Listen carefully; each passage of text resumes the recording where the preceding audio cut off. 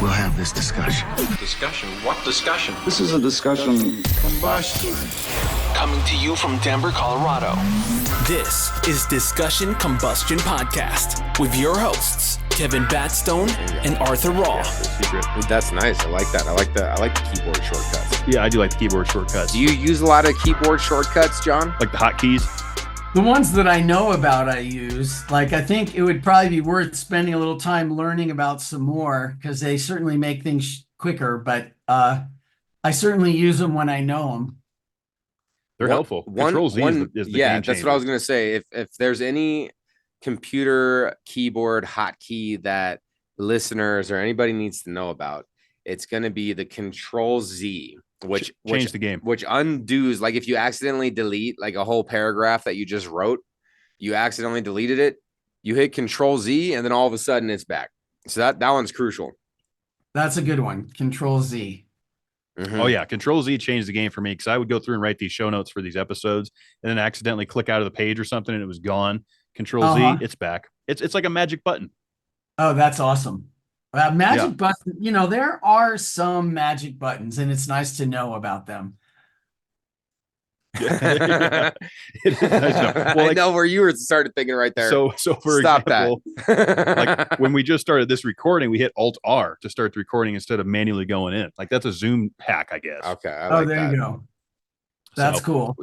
Either way, as long as we can get it to work, the fact remains you're here with us now. Discussion Combustion episode 249. John Bates, the legendary speaker. Man, thanks for being back with us. That's so great to have you. It's definitely my pleasure. Glad that Shawn reconnected us, right? Shawn Antonio thought he was introducing us, but he was reintroducing us. But he is the one who introduced us. So what a great guy. We're so fortunate to have everybody in the wheelhouse that we've met, from Shawn to you to all the people in the wheelhouse. But the last time we had Shawn on, it was a few months ago. He was in Australia, and we did an episode with him from Australia, which was really cool. And then he got back to the States and was like, "Man, you guys got to get Bates back on the program." So couldn't be a better time than the 2-year mark since you were last on.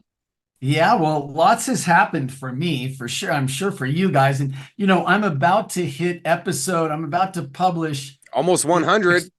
100 for me. Yep, we were looking at Congrats, that, man.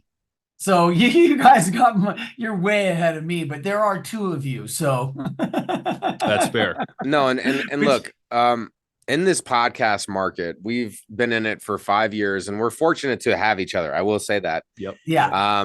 But we've seen so many other projects come and go. Yeah. And so our biggest piece of advice that we normally give to podcasters, and you've passed this already. Once you get over the 50 episode mark, it's like, obviously you're doing this thing, but if you don't have passion for what you're talking about, if you don't love what you're talking about, then don't even start it. Mm-hmm. Don't even start the podcast in the first place. Like if you have all these alternative motives or whatever, you should really only do it if you have a passion for it. And we're so excited that you're about to hit episode 100. What a milestone. Yeah, that's definitely a huge milestone. And other podcasters, when we first hit 100, that opened up the door to a lot of new opportunities for us, because they're all of a sudden they're like, well, if you hit 100, obviously you take your project seriously. Yeah. You're not just a flash in the pan type of podcast. And so we started getting new opportunities once we hit 100. Oh, that's cool. Good. Well, I'm looking forward to that too. Yeah, no, it's great. And it's the Speak Like a Leader podcast. Am I correct? Speak Like a Leader.show. Yeah. Okay. Yeah, that's great. I was kind of thumbing through just some of the episode titles, look very intriguing. You're right around that kind of 45 minute to an hour mark on the shows, which is great. I feel like you can really cover a lot of material. It's not too long. It's not too short. Yeah. So, I mean, I think everything I've seen looks pretty good. Well, I'll tell you I think still the most popular episode was maybe episode number 5 or 4 or whatever it was, with Commodore Oscar Rojas, who was at that time in charge of Navy Special Operations Explosive Ordnance Disposal number 1. And so they were down in San Diego, and he came, and I did some work with them, and then I got him on the podcast, and he was so authentic and open and real. And I think one of the things that my podcast has that people love, which your podcast has, which is why I think people love your podcast, is because it's just like, it's just a conversation with people who have some affinity and who are being kind to each other and trying to like talk about things that have value versus like put downs or, complaining or whining or all the problems of the world. That's the And I think mental people, poison. That's the mental yeah, gossip poison. Get it out of here. yeah, totally. So I'm glad to be yeah, back I don't with mean you. to interrupt. No, keep going. Keep going. No, that's all. That's all. I think that I think people are really jonesing for positive content and conversations that are constructive and people talking to each other who have an affinity for each other, like mirror neurons, right? We mirror what we see going on around us. And anybody that watches the news very much, man, that's some bad stuff to mirror, I'll tell you. Oh my gosh. Yeah, it really is. I mean, I got off mainstream media, like, I don't know, 5, 6 years ago, and just Yeah. my mental happiness and day to day is so much better. I can still catch the headlines. I still know what's going Yeah. on, because Yeah. we host a couple shows and have to be in current events and stuff. Mhm. You don't have to, let that be the focal point of the day. And I think a lot of people Yeah. do. So back to your point, I think there's the two biggest obstacles now is how saturated the podcast market has become. Right. So Yeah. how do you hedge against that? And that's, having the right equipment, having consistency, and having, good quality content, which you do. Yeah. As you just alluded to, it is about just sitting down and having those conversations and allowing the guests to, tell their story or whatever. Whereas, a lot of folks like the comedy stuff and the true crime. There's a market for all of it, for sure. Mhm. Yeah, for The- sure. The hardest part now in 2024 is, okay, well, great. You have a show. Why is it better than this one? Or why should I listen to that one? Or what are you Oh my talking about gosh. that's different than this? It's saturated. Yeah. There's so much. There's so much. Yep. Yeah. And I that's have the thing. noticed that. Yep. And a lot of folks think, hey, that's a great idea. That's a get rich overnight, strategy. Sure. It's not a great way to think, at least in my opinion, John. Doing this 5 years now, this show, yeah, it's opened some doors for us. It's a tremendous look on the resume, and it certainly has brought us a source of income. But I think a lot of people are like, oh, that's the ticket. I'm just going to do it. Yeah. But when you look at like a program like you have or what we do, it's a passion project, and it's talking Yeah. to people, having these real conversations and getting back to the roots. That's the mission. Well, and it is one of those things that, I mean, I don't like being patient any more than anybody else does, and it's just as hard or harder for me to be consistent as it is for anybody else, but that's what I think wins the race. I think that the parable of the tortoise and the hare that's not the sexiest parable when I was an 18-year-old, want to drive fast, live fast, like all that. But man, that is a much more important piece of advice than I got until, a lot later in my life. And all of a sudden I'm like, oh yeah, that's right. Slow and steady wins the race. It doesn't sound sexy, but there's such truth to that in the game of life, right? Well, and I think one of the main points to that just hit me of the tortoise, and I've never even thought this before, just right now, is that the tortoise is not allowing all these outside circumstances to perturb the tortoise. Like, it's not allowing all this extra stuff to perturb itself. It's just, it knows its purpose. It's doing these steps. It's doing the walk. It's not allowing because like in the cartoons, doesn't the hare like put up all these obstacles and all these things in front of the tortoise, and the tortoise just doesn't even let it bother it. It just keeps walking. Yep. Right. So not only slow and steady, but also non-reactive to outside circumstances, staying driven and centered. And in the tortoise's cases, in the tortoise case, finishing this race. But you could apply that in life in a lot of different ways, right? Oh, like, for sure. Slow and steady, and don't let the noise get in your head. Don't let it echo in your head, basically. A lot of noise. Yeah. Mm-hmm. Yeah. Well, I just had an experience with that. Okay. So I'll share this because I think it's got some lessons in it. Like, I'm not sharing this for pity, and there's a little bit of a trigger warning. Okay. If you're easily triggered by surgeries or deaths, then you might want to just tune out now, but I'll make it quick. And then we can talk about the really cool thing that happened. So we'll talk about the crappy stuff first and then the cool stuff. But in late October of 2022, I had a shoulder surgery because I tore a rotator cuff muscle. And that surgery got infected. And I went back to the doctor a week in and I'm like, I think that this is infected.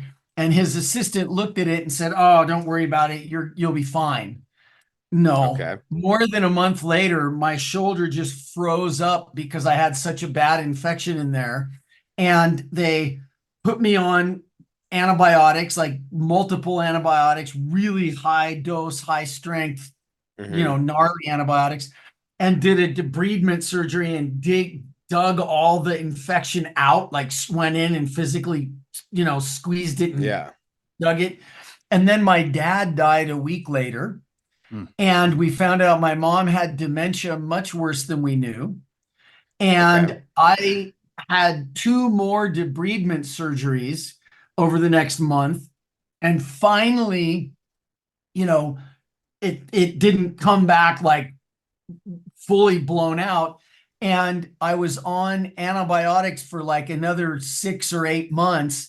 And I was completely non-functional. Like I couldn't work. I could barely spend time with my wife and my son. Going to Costco with my wife was like the bravest thing I'd ever done in my life. Like it was so horrifically bad. And then I finally found a woman who had worked at the VA, who had worked at the VA for her whole life. And she was like, "Oh, John, calm down. Calm down. Here's what's going on." Serious infections like that are highly correlated with clinical depression. And I did not know that. And luckily for me, I had never experienced clinical depression before.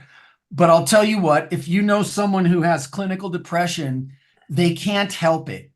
Right? Like if they're acting all bummed out and they don't return your call and they want you to call them, but then they never call you. And right, dude, it's the worst thing I've ever been through in my life times 1,000. And then the antibiotics that I was on had a less common but not rare side effect of clinical anxiety. So I was clinically depressed and clinically anxious and just utterly freaking out about everything and unable to work for like 9 months. And I also was suffering from this thing called akathisia. And people can find, I highly recommend people go look at missd.co. missd.co, because it's missed so often, right? People don't know about it. There's a big public awareness campaign going on right now that just started about akathisia, but it's where you can't stop your mind from just racing and racing and racing, and you can't sit still and you just can't concentrate on anything. So I had all 3 of those things going on. And when I met this doctor and started taking her advice, I finally, we were at a point where it was maybe earlier than they wanted me to get off the antibiotics, but it was far enough along that I had a really good chance of being okay. So I was like, okay, screw it. Let's get off the antibiotics. I got on all kinds of probiotics, and which I had been taking, but I just doubled the dose. And within about 2 weeks, I was back to myself again, and now several months later, I'm firing on all cylinders again. But good. That was a horrible experience. And I never understood why people would kill themselves. And I understand that now. Like if it wasn't for my wife and my son, I think I would have been, it already was really tempting to just say, look, this is just not worth doing anymore. I'm out, Yeah. And I think the other thing that I would say right alongside of that is, if you feel like that and you're hearing this right now, know that you can feel better. And I don't know what it's going to take, and I don't know how long it's going to take, but I really thought that I would never feel normal or good again. And I do. And so there's hope for you if you're listening to this, right? And if if you know somebody who's had a serious infection, like check in on them, like if they got a knee replacement or they got an infection could cause the depression or vice versa. No. The infection, the way that I understand it is that serious infections mess with your whole body chemistry, and that messing with it can cause clinical depression. Severe. Okay. Yeah. That makes Yeah. sense. And, and how I heard it explained by somebody, and I don't know how true this is, but, if you, in the old days, if you had an infection, it would be good for you to get away from the group so you didn't infect anybody else. That's not the kind of infection I had. Right. But if if you had an infection, in evolutionary times, there might be a benefit to getting you away from the group, which is why you would get depressed and not want to be around anybody and want to go lay down and be by yourself, and also not want to eat, because not eating can really help with getting rid of, massive fasting can help get rid of infections, because your body goes into ketosis and it helps rid you of the infection. So, I'm not a doctor and this is not medical advice, but boy, do I have a lot more experience with all that stuff now than I did. It was just the worst thing I've ever been through times 1,000. Yeah. And look, I mean, the fact that you're willing to share that information, I think it's important, because you're a successful person. You've worked for all these big companies. Everybody knows the company's names, like a lot of big companies you've helped, as far as like, teaching them how to speak. So on the outside looking in, everyone's like, John Bates, he's confident, he's successful, he has a great career, he's in good shape, he's healthy, they all, but everybody has a battle to fight. And honestly, I think that the war never ends. The battles might be more sparse. They come and go. You don't battle as often maybe, but that war still exists. And so you sharing that story really does, like, I feel like it's important, because it doesn't matter how old you are, what levels of success that you've reached, and like physically, like with the infection, that then impacted your mind, and our mind is part of our body is part of our mind. It's all one. So, and then how that can start to, like, roll down the hill and then pick up momentum. And then all of a sudden you're like sitting here contemplating suicide, and we're so happy that you're still with us. We support a lot of different areas where it's suicide prevention for vets. And look, if anyone's dealing with that, then you got to reach out and talk to it. And if you don't have people in your corner to talk to, then reach out to the helplines. They exist for that reason. But, obviously you're a man with courage. You've read Power versus Force, which we learned last time, which I'm still excited that you read that book. Yeah. But that's just another reminder. Like personally, I feel like I have been in a heavy success energy swing. Like I've been doing a lot to help myself, and I've been reaping those benefits. That's great.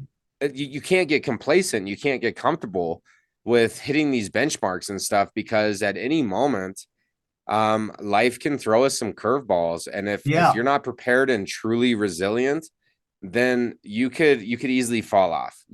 Fall off. And so I feel like it's just a good reminder and a quick reminder, no matter what kind of levels of success you've reached in the past, it doesn't mean that you're going to maintain those unless if you actively work on them. And even if you are actively working on those things, you might still get hit with some curveballs that you weren't expecting. And then it derails everything. And you really got to work hard to get back to where you were, So I'm happy that you shared that story. Happy you're still with us, man.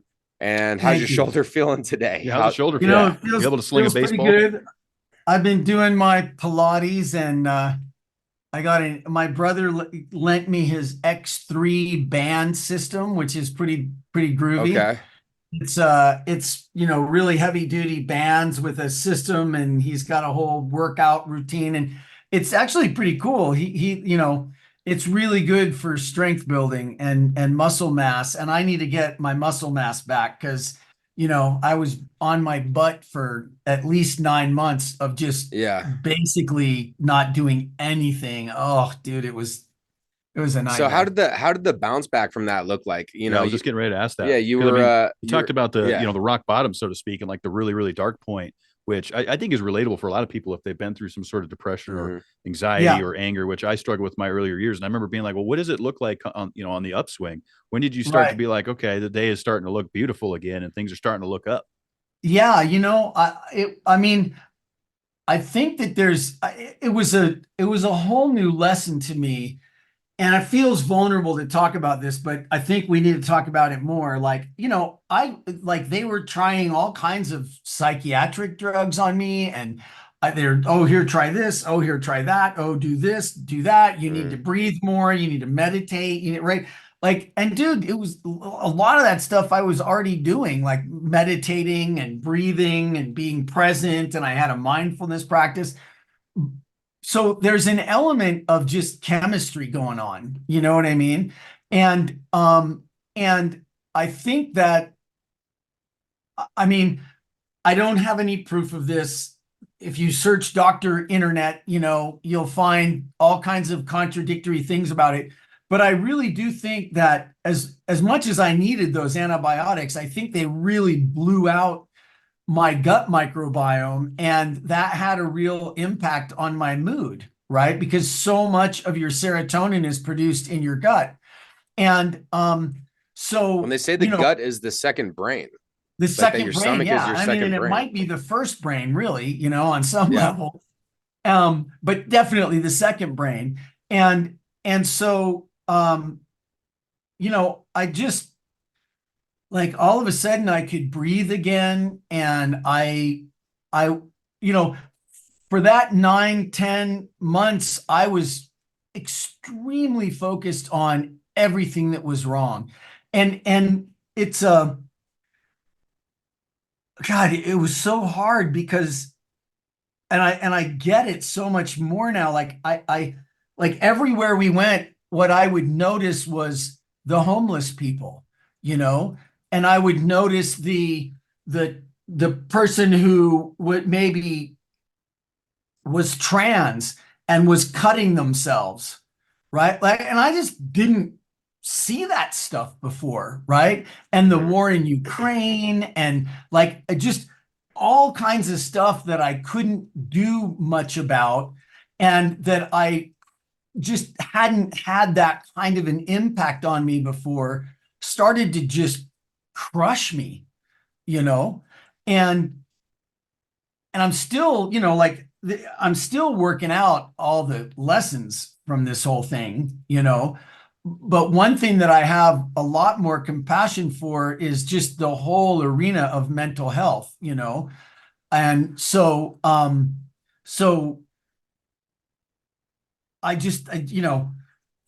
for 9 months, I just could not help it. I was so depressed. I didn't want to do anything. I couldn't bring myself to work.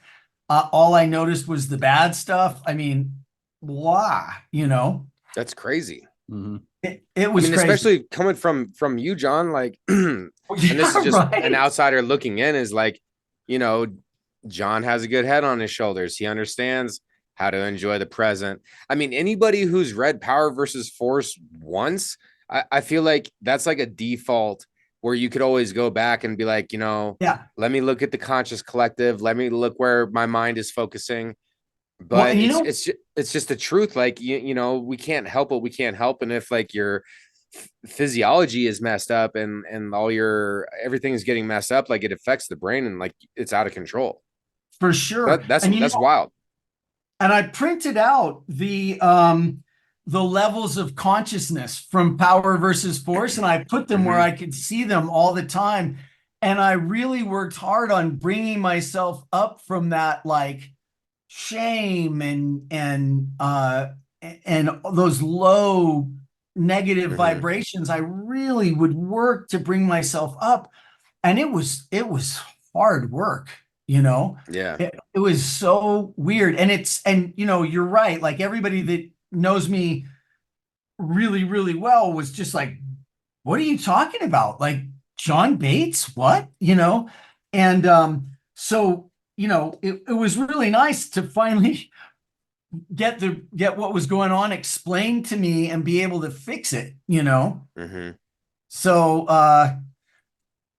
but I never understood hopeless like that, feeling that hopeless. And so to anybody that knows that or is feeling that, like, I'm sorry. I'm so sorry. And please don't give up, because as long as you keep going, something you'll get out of it somehow, Mm-hmm. Got to keep moving for sure. just And got to keep moving. Yeah. you got to do something, do something every day, whether that's, speaking personally for what's worked for me over the years is just having some sort of sense of accomplishment day to day, whether that's sweeping the floors, taking the trash out, something that you can say in the positive rather than all I did was eat junk food and not get off the couch and was in my jammies all day. We're all entitled to have those type of days, and everyone's going to look at it differently. But the other thing I would say is, friends and family, great support groups. I know sometimes it's hard because people want to recluse. Like you said, they don't want to return the phone calls. They're like, it's too much. I can't deal with it right now. But for me, the support was crucial. I was very fortunate to have people that I could call and lean on and be like, hey man, I'm not doing well. Do you have a minute to hang out and talk about it? But not everybody's that fortunate, so I think it's being aware. Good on you for calling. And one of the things that I noticed is that some of my friends that I really love and that I respect and that I know care about me, when they heard what was going on with me, like they just ghosted me, Yeah. Because I think people don't know what to do about it. They're like, and it gets real, and everybody's got their own stuff going on, and all of a sudden they're like, oh my God, I can't handle it. Or I want to give him some space, and I'll let him call me, so if somebody who's going through that, like I know somebody's going through that right now, and I just text him, and I don't care if he texts me back. I text him, hey, I love you. I'm thinking about you. You're awesome. Text me back if you want. Right. And I know how much those texts mean, because I didn't get as many of them as I would have wanted to. And the ones that I got really made a difference. Yeah. It just kind of shows, who's there for you, so to speak. And not to say that's a deciding factor on who's a true friend and who isn't. Because some people do get overwhelmed and they pull back, Exactly. Like, well, I don't want to get involved with that. He's, I'm going to give him space. That's kind of a common reaction, I feel like. But sometimes just like you said, just dropping that text, hey man, love you, thinking about you. Hope you're doing well. We do that a lot in our friend group. And I think it's encouraging to keep everybody uplifted. And, it's good habits to get into. But isn't that okay? So I'm just look, life has beat me down a little bit. So I'm just gonna go off on a little rant here. And if everyone could bear with me, that'd be great.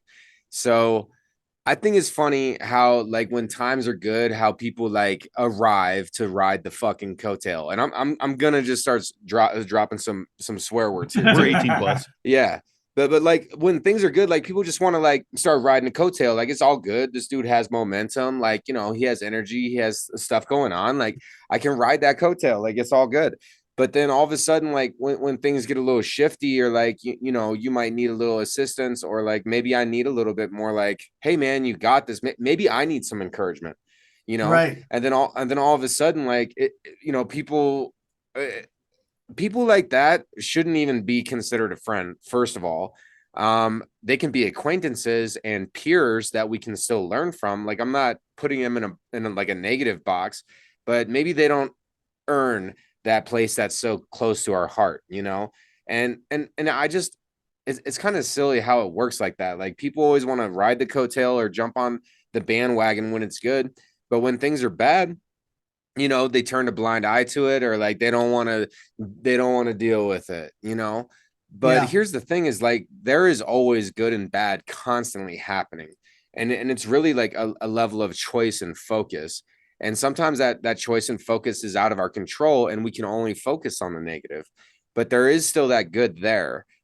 Yeah. And so it's really important to, and look, I've I've been guilty of it too. I've had friends that are dealing with things and they don't always get me back. They don't always call me back or Yeah. come through or this and that. And I get a Right. little like, I thought we were boys and you're not reciprocating this friendship. I'm not in that struggle like they were. And everyone has their own struggle. And so this is a reminder to me. I want to reach out to my buddy and just send him a quick text tonight. I'm just going to send him a quick text because I want him to feel well. But it's frustrating for me how people are like all of a sudden appear when things are good and there's a lot of momentum. And then all of a sudden when times get tough or you fall off a little bit, like how people like disappear. Yeah. And it makes me question the overall authenticity of the human experience. Like it's tough to find, and I'm fortunate. I have a friend group of about 7 people who have been there with me for over 15 years or more. And through thick and thin, through my opiate addiction, through weight loss, through my toxic relationships, like they've been there, but the thing is that like a lot of people didn't stay and like right. and they're not really, they're not in my circle anymore. And I guess like it's almost like a blessing at the same time, but I could go off on that one for a little bit, but I guess what my point is that if you are willing to quit on your good friends when they're having a hard time, then you're weak. I'm just going to go straight up say it. Like you're weak. You're not actually a pillar there. You're not actually a rock, a mountain for your friend group. You're not sturdy and steady.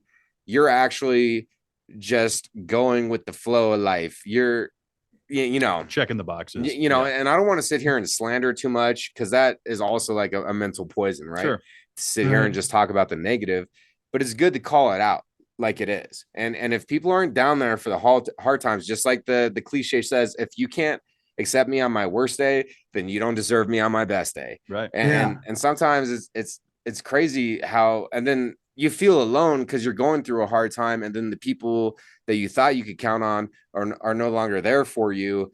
And you thought you could count on them. And then it makes you feel more alone because the people that you thought you were close to aren't there anymore. Like it's the whole thing. Yeah. So No, I appreciate giving me the mic space there, but I had to go off. Well, and I totally agree with you. And what I would add in total agreement is I know that for some people in my life that I actually care about, I have done that to them.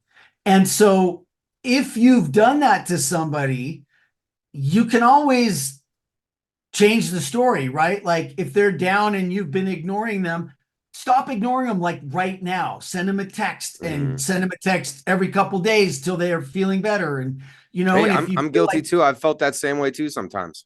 Yeah. I'm guilty of that too. Like we do it, but but the real goal, I think, is to be there for each other, right?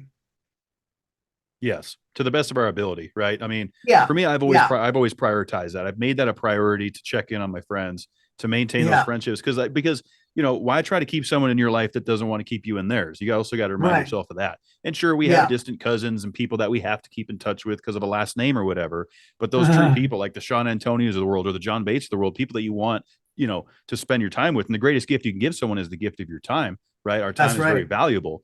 And so, as I've gotten older, I've learned, well, who do I want to spend my time with? It's the guys that have been there for me for all these years. I'm not really seeking, new friendships. I want to continue to build on the ones I currently have and the people that I trust and build value in.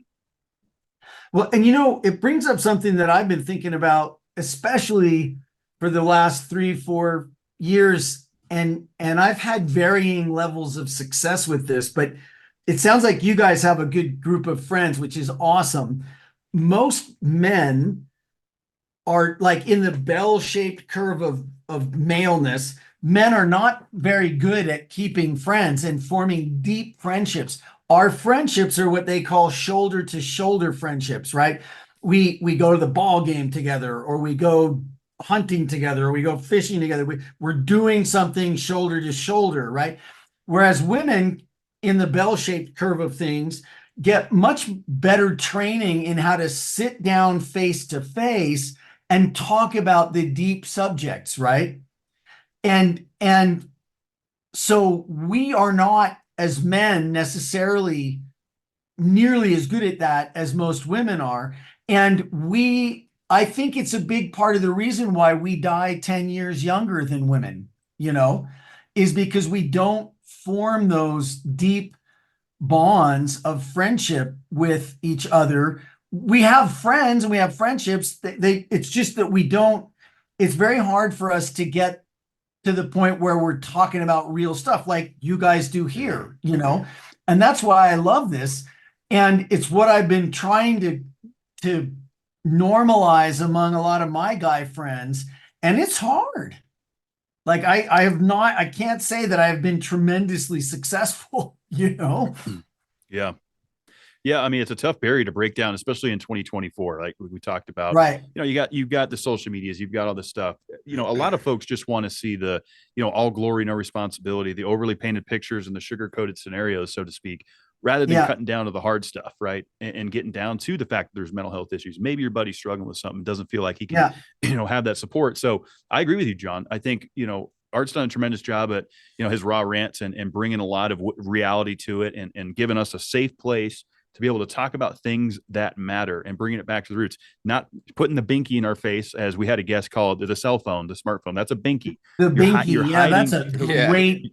It's what it is. Get the binky out of here. Get the binky out of here. Get, and face reality. Totally. Well, I mean, that was one thing I did not realize. Like I said, it took me 9 months to find somebody that was a competent, mental health professional. And, it turned around in 2 weeks. But it took me 9 months plus. Mm-hmm. And there is a massive, not only mental health crisis, but there's just a massive health crisis going on right now because of COVID and so many people left the profession, and there's, it's very hard to find competent people. And the way that the insurance companies run hospitals and things, like I got a text from one of my good friends, and he was like, oh, dude, they've managed to just take all the joy out of being a doctor, everything. It just sucks to be a doctor. Helping people is no longer fun. Right, exactly. And terrible. So, and I hate to just sit here and complain about it, but I do think that this is a vent. We're not complaining. And there's a fine line between venting and complaining. We haven't crossed that line. Agreed. Okay. I mean, and I do think that it's important to raise awareness about this and just have people go, because unless you've really been sick or unless you've really been depressed recently, how would you know that there's it's really hard to find anybody right now? We can take you, our next appointment is in 3 months. It's that so you're work. So you're so depressed. You're in this mental state where you feel like you're rock bottom and you are in desperate need, and you're starting to actually look for it. And then you get hit with a 3-month wait period. Yeah, dude, that's tough. That sucks, right? Mm-hmm. So I learned a lot through that whole experience, and I would like to think I was a pretty compassionate guy before, but I'll tell you, man, that increased my compassion level quite a bit. Well, I appreciate you being vulnerable while talking with us and opening up about it. And that's what we do here, isn't it? You said this, right. But you said this, you were like, hey, this might be a little uncomfortable, but I'm going to get vulnerable. And that's the thing. Cause there is this stigma, especially with males, where it's, how do you display feeling vulnerable? You know, because men are supposed to be, masculine, strong, tough, decision man, makers, we're tough. Yeah. Resilient. No and crying in baseball. Exactly. But it doesn't mean that we don't feel the emotions regardless, but it's just, we bottle them up. So you're right. We do have a great peer group over here, Kevin and I, and we're both so fortunate to have each other and all of our friends. Of course. And we do have a safe place where we can we can have some serious conversations where even if people disagree, they're not going to like ram down our throats. Like we can disagree respectfully, sort of thing. Which And is so it's great. like, how do we break that stigma for men? Because look, I do feel like there's an appropriate place for venting out a male's emotions. And I feel like that is more with the peer group. If you're in a romantic relationship, you know, same sex, opposite sex, whatever, that doesn't matter. But all this stuff is not always necessarily the best place to vent in a relationship. Right. You know, so you can in a relationship still stay that sturdy man that is strong and this and that, but you need to be able to still vent to your peer group. Yeah. So I feel like venting is important. Exactly. And there's a right and a wrong place to do it, if whatever you're trying to sustain. So how do you think America is the biggest superpower? So we'll just use America, this country, God bless it. How would you think that is the best way for American men to start being able to be vulnerable and show their emotions? Like, what do you think would be the best way to make this happen? It's a great question. And it's funny how we got around to this, because in my work for the last 15 years, I feel like one of the biggest things that I've been bringing to the world is helping these top level leaders at places like NASA and Johnson & Johnson and Boston Scientific and, you know, Motorola and all those places. Coca-Cola, the list goes on. Right. Oh yeah. So I pinch myself. I totally I just got to train Houston Mission Control flight operations. So that was another bucket list, right? That goes right up there with training the astronauts. And I totally pinch myself. But one of the things that I've been really, really working on is helping these, you know, male and female executives find their authentic voice. And one of the things that I tell them, I've got the 3 ways to connect with and inspire any audience, anywhere, anytime. We could go through them, but the first one is the one that's most pertinent here. Les Brown, a very famous public speaker, just beloved and awesome, he told me a long time ago, people don't connect with your successes. They connect with your messes. Your message is in your mess. Now, if all men took that on, right? Well, okay, so where is a big mess that I've had in my life? Where is a place that I've got a massive vulnerability and I embarrassed myself or I screwed something up? And the crucial part is, what did you learn from that? And then you tell that story. Not only do people not think you're less of a man, they think you're more of a man. They think you're courageous and they think you're generous for sharing that with them, right? And it took me 15 years to come up with this, or close to 15 years. So I'm putting a TM on it, okay? But I call it insightful vulnerability. Insightful vulnerability. It's not just what's wrong and you know, oh, poor me. It's no, here's where I screwed up. Here's the mistake I made. Here's how dreadfully embarrassed I was. And here's the lesson I learned. Right. And now you can share those vulnerabilities and you can open up to people about things, and you're giving them the lesson that you learned. And now they don't have to go through that same horrible thing to learn that lesson. And we love that. That actually makes people think that you're stronger, not weaker, you know? So there's a misconception. Yeah, totally agree. Yeah. So that's one of the things that I've been dedicating my life to, you know, over the last 15 years, is helping people get that vulnerability and that authenticity out in a way that's real and makes them actually look good, not worse, you know. You got to celebrate, you know, some of the failures before the successes, so to speak, and that can apply in a couple different ways, right? I mean, we've sat across the table here at 249 episodes in with so many people that tell that same story. Well, it was shit before it was good, or Yeah. to take a second, and just hearing those stories is motivating as, inspiring entrepreneurs, so to speak, or whatever the case may be. So I couldn't agree with that platform more, because, like we did here tonight, being vulnerable and putting that out there, people say, okay, these guys are just full of themselves. This isn't a motivational sort of, thing. It's, we're getting stuff out. We're relating. We're trying to show that, the world that it's okay to have these things and still go about your normal day to day. Yeah, totally. And everybody has them, right? There's that whole, I'm the only person with imposter syndrome, right? No, you're actually not the only person. In fact, everybody has imposter syndrome. Like, everybody has it on some level or another. So if everybody has it, let's just divide by it and get rid of it, And it is, like, speaking from experience, from my own experience, of course, and that would be admitting to being an addict for a really long time, tackling weight loss, after finally overcoming some of these things, which I still must stay diligent with.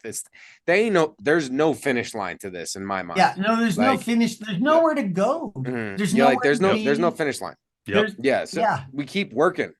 We got to keep. There's more work to be had here, and we're gonna keep showing up. Enjoy the ride.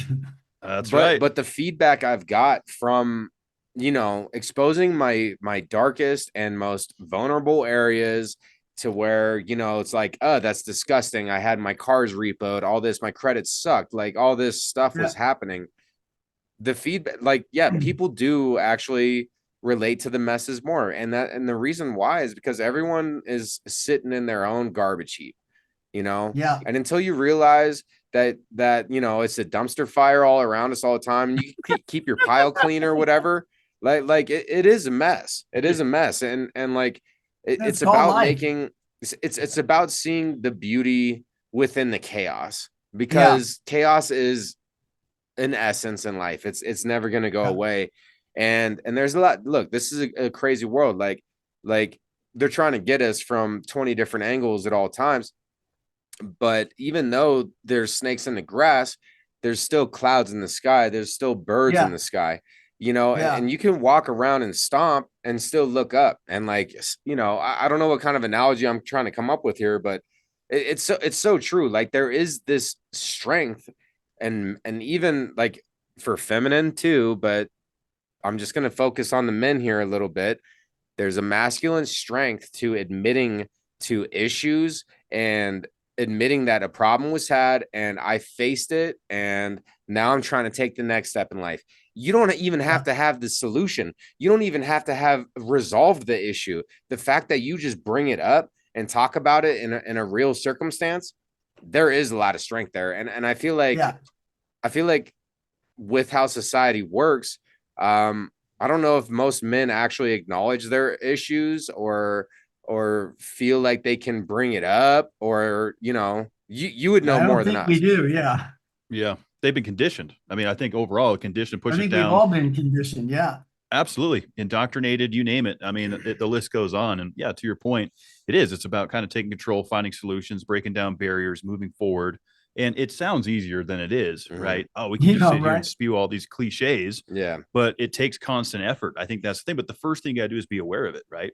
If you're not aware of it, then how do you correct it? If you're just in complacent boulevard, typically speaking, people will do more to avoid pain than they will to gain pleasure. We've learned this. It's easier to stay on complacent boulevard. Yeah. Well, it reminds me of the Japanese concept of wabi-sabi. Have you heard of that? I don't think I have. If I have, I'm going to need a refresher.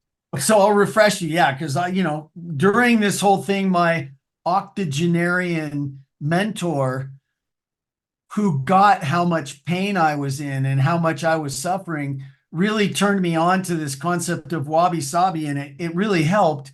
It's this Japanese concept of imperfect, impermanent, incomplete, and yet still beautiful, and maybe even more beautiful because it's imperfect, impermanent, and incomplete, right?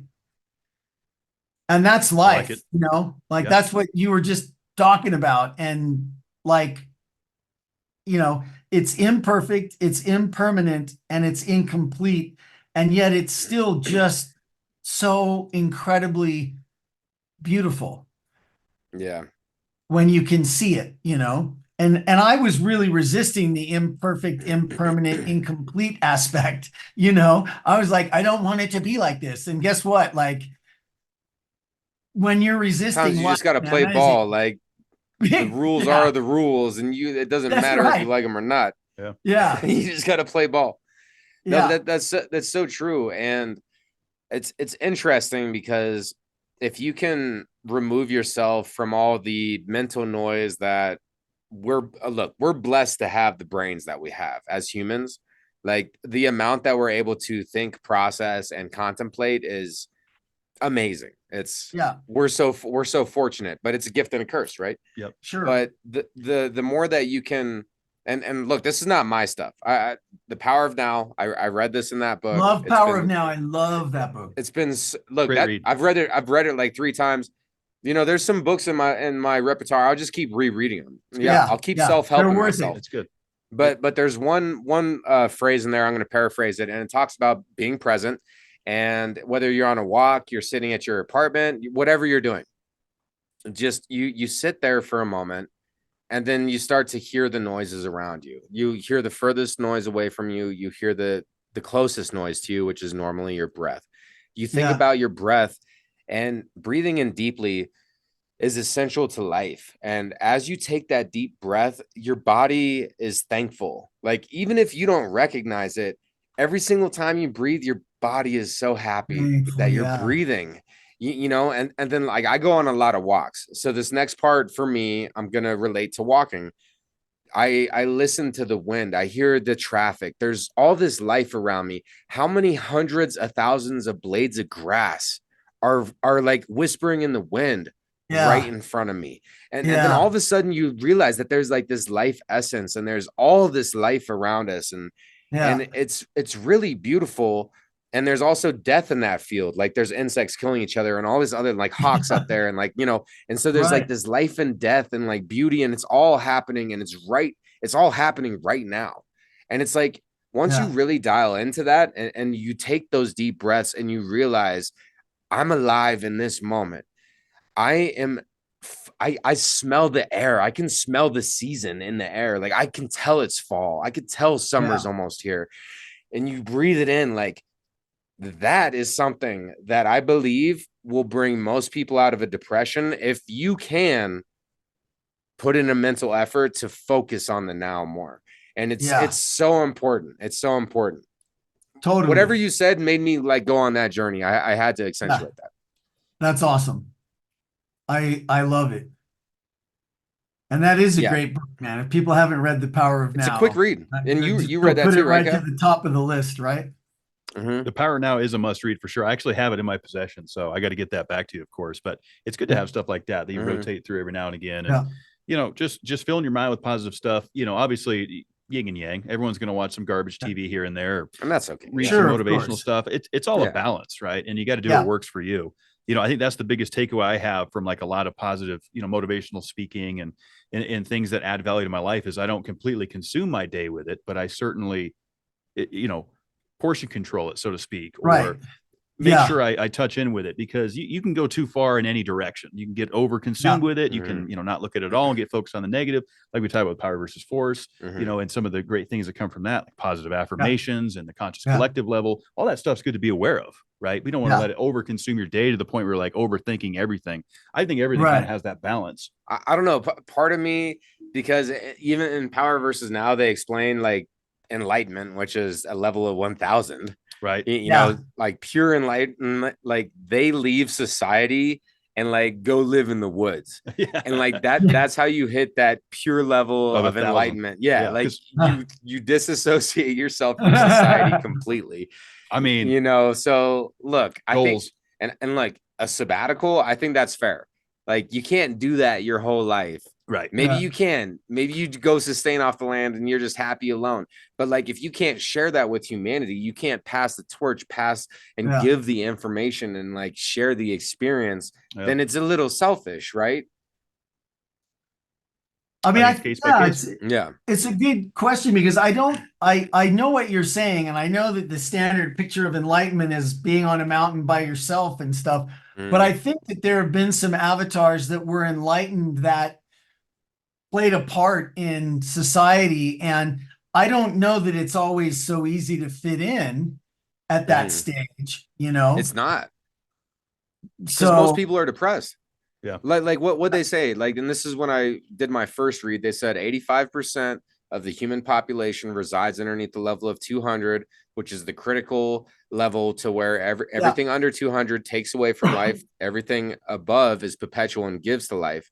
But then the average collective was at 215 or 216, just above the negative level. So 15% of the entire population was offsetting this 85% majority on the collective scale because of the essence that is within themselves. So that was always super interesting to me, because then it shows that, like, hey, even though there might not be many of us optimistic thinkers, silver liner thinkers, or this and that, like you actually have a much bigger impact. And John, you opening up and talking about the surgery and going through your own mental struggles there, like, from somebody that has had your levels of success to feel low, then to bounce back, like, that's important to share. It is. I feel like that's really important to share, and I'm happy that you opened up on that.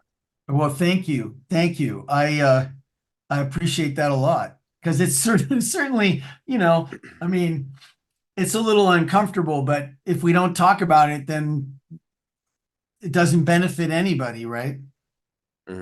Yeah, rather than burying it for a rainy day. No, it's good. It's good to get it out. It's not easy. It's not easy to have, real conversations about that and where people are at, because they don't want to be viewed as vulnerable or weak, right? But I actually, like Art was saying, I actually think that's a sign of strength, is to be able to go down and visit those hard times and say, man, that's where I was, and be able to have that self-reflection. It's tough.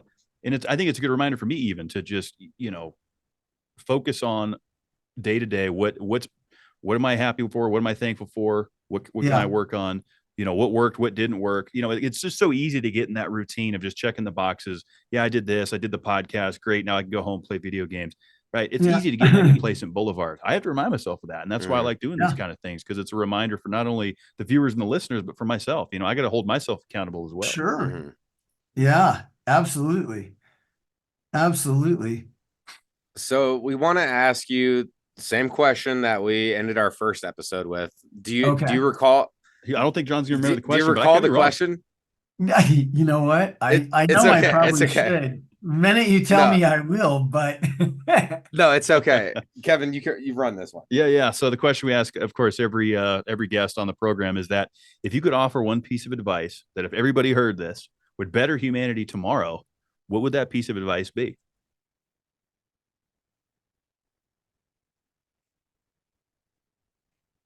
So I would go to my life's work for that.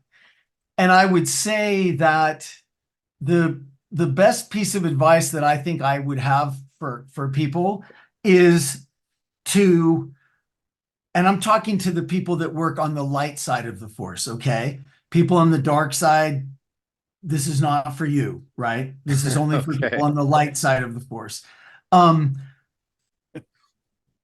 If you really want to be influential, if you really want to make a difference, if you really want to be a great leader, a great employee, a great person, a great father, a great mother, whatever it is, you must be willing to share yourself and make an emotional connection when you communicate with the people around you.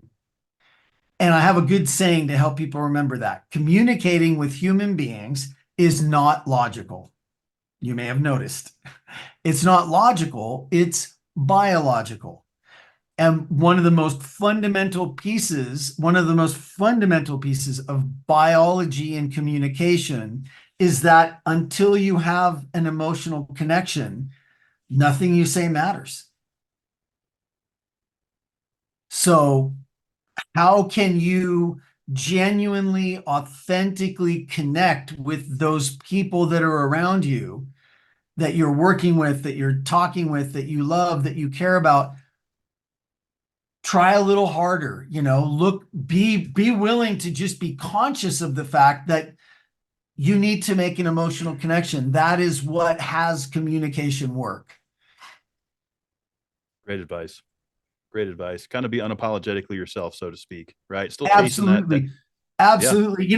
As a little preview on my 100th podcast, I have Kelly Stetzel as my guest.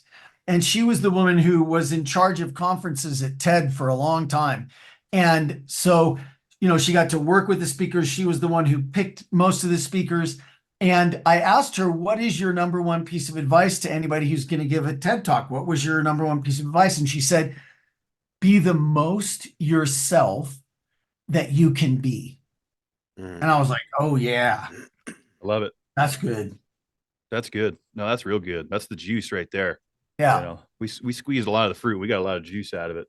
I have to say this right here. And look, for anybody dealing with addiction of any sort, you are not an addict. I want to completely eradicate this whole perception that because you're addicted to alcohol, you're an addict for life and that you're powerless to your substance.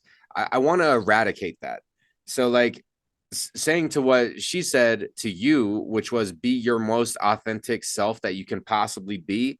Yeah. No one is at their root drinking a bottle. No one at their root is popping pills. Like that is not you. That's you are not an addict and you can overcome that. Yeah. So be yourself. And I love that advice. Great advice. I could go off on that for a minute. I'm just going to make it quick. Yeah. Mm-hmm. It's great advice. That's good advice. Yeah. And that can mean a lot of things for a lot of different people. So great advice, John, of course. You do amazing things, obviously coaching a lot of great companies like we talked about. This would be a good opportunity to plug kind of, where you'd like to direct some of our viewers and listeners, to the business side, of course, and anything else that you want to plug. Here's your opportunity. Well, so there's a few things I'll offer, and really, I want to offer them as opportunities because for the right people, these will be opportunities, not like a sales pitch. So the first thing is my weekly mini trainings that are 2-minute videos that come out every Sunday. And when you first register for them, you'll get a series of 7 emails welcoming you aboard for the first 7 days. And then it'll go over to just every Sunday morning, you will get a 2-minute video around leadership and communications and stuff. I call them micro trainings. And if people want to get those for free, they can go to bit.ly/John Bates. And that you can sign up there. And they can also find me at johnbates.com and executivespeakingsuccess.com. And I don't know when you guys are going to publish this. We're talking, March 6, 2024 right now. But in early April of 2024, I am going to have something that I don't do very often, but I'm going to do a Speak Like a Leader experience where I teach my course online over 8 weeks and people create a TED-like talk. So if they want to know more about that, they can email me, john@johnbates.com, and, sign up for my weekly mini trainings, and I will mention it in there. And I'll give people, if they mention Discussion Combustion, I will give them a really great savings on that and a great deal. So, I love to come in and work with teams, and I love to work individually with executives. What I find is that people tell me that my trainings that I do, they like them because they can bring in the receptionist and the president and everybody in between, and everybody gets something and is glad they were there for that day. And it massively increases their trust and their ability to collaborate. It's great team building. So if anybody's interested in that, please reach out to me and I can tell you a whole lot more about it. And maybe we can do some great stuff for you and your team. Absolutely. We'll send them your way. This episode will be dropping on March 7th. So tomorrow. You guys are fast. For anyone listening today, it's out today. It's today. And definitely check out John Bates. I mean, amazing person, vulnerable person, real human. That is what we want, is genuine interactions. And John, look, it was great catching up with you, man. I'm really happy that we stuck it through and reconnected this week. I don't know too. why, but I feel a little emotional saying this. I got a little tear in my eye, but it's great to connect with you, and we can't wait to continue to network with you and help each other grow. Thank you. Thank you.